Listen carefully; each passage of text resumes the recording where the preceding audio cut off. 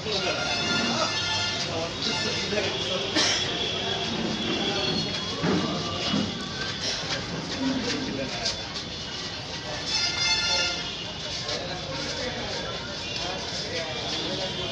साथी भी हथियार के साथ पकड़े गए हैं। इसे विशेष करके जब पूरी टीम से पूछताछ की गई तो इनके द्वारा जो अभी तक घटनाएं की गई है, करीब करीब वो 20 से अधिक लूट की घटनाएं हैं। लूट की घटनाओं के दौरान ये फायरिंग किया करते थे, जिससे 4 पीड़ित की मृत्यु भी हुई है। वो मुख्यतः मनीष द्वारा किया गया है, जो गिरफ्तार हो चुका है। पूछताछ से स्पष्ट हुआ है कि मुजफ्फरपुर जिले के 2 कांड में, वैशाली जिले के 5 कांड में, समस्तीपुर जिले के 12 लूटकांड में, नालंदा जिले के 1 लूटकांड, बेगूसराय का 1 लूटकांड और पटना जिले का 1 लूटकांड में इनकी सहभागिता स्थापित हुई है। इनसे बाहरी जिलों की टीम, मुजफ्फरपुर, वैशाली, नालंदा की टीम भी, अनुसंधान टीम इनसे पूछताछ कर चुकी है। इनके मोबाइल से जो एविडेंस थे वो प्राप्त किए जा चुके हैं। इनके द्वारा जो पूछताछ से कंप्लीशन लिया गया है उसमें उसके आधार पर लीडिंग टू रिकवरी भी हुई है। विशेषतर सुधा डिस्ट्रीब्यूटर से जो घटना हुई थी 23 तारीख को, उसके बारे में दलसिंह साहब एसडीपीओ साहब यहाँ मौजूद हैं, वो विस्तृत रूप से वो बताएंगे।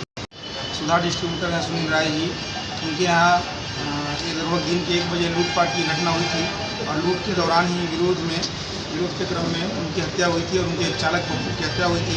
इसके बाद पुलिस द्वारा पुलिस अधीक्षक महोदय के निर्देशन और नेतृत्व में टेक्निकल और मैनुअल आधार पर अनुसंधान हो रहा था, जिसमें कुछ तथ्य आए थे और इसके बाद मुफस्सिल क्षेत्र में अपराधियों की गिरफ्तारी हुई। और इस आधार पर जो इस घटना के मुख्य जो 3 शूटर थे, मनीष, अंकित, निखिल और अन्य जो इसमें साजिशकर्ता, हथियार, स्टीम ये सब प्रोवाइड कराने वाले, आश्रय देने वाले, तो कुल इस तरह से 8 लोगों की गिरफ्तारी हो चुकी है। कुछ अन्य हैं जो इसमें, और एक दो और शूटर हैं, उनकी गिरफ्तारी के लिए छापेमारी की जा रही है। और इस कांड का उद्भेदन हो चुका है। इसमें जो हत्या हुई लूट के दौरान ही हुई, जैसा कि सर ने बताया है। ठीक है। मनीष पर कितने मामले दर्ज हैं? टोटल करीब उस पर 20 का अभी तक लगभग 20 हैं और अन्य जिलों से कुल पता किया जा रहा है। समस्तीपुर जिले में कुल कितनी घटनाओं को अंजाम दे चुका है मनीष? लगभग 10 से 12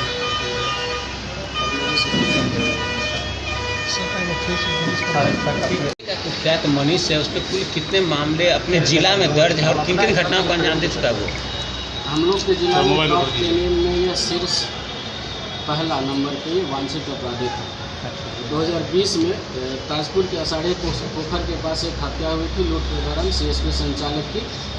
उस कांड का उद्भेदन पूर्व में हुआ था, लेकिन मनीष फिलहाल उस समय से फरार चल रहा था। उस हत्या के बाद वर्ष 2021 में अभी तक 4 हत्याएं इसके द्वारा की गई है। सभी हत्याएं लूट के दौरान फायरिंग करना इसका ये मुख्य अपराध का जो एमओ होता है वो रहा है। तो इसके द्वारा जो दलसिंह सराय में सुधा डिस्ट्रीब्यूटर से लूट करने के दौरान विरोध का सामना करना पड़ा था, उस वजह से उसके डिस्ट्रीब्यूटर की और उसके चालक की हत्या कर दी गई थी। इसके बाद में इसके पहले ही L&T फाइनेंस का सहदेई ओपी में उससे भी लूट के दौरान फायरिंग हुआ था, उसमें भी उसके कर्मी की जान चली गई थी।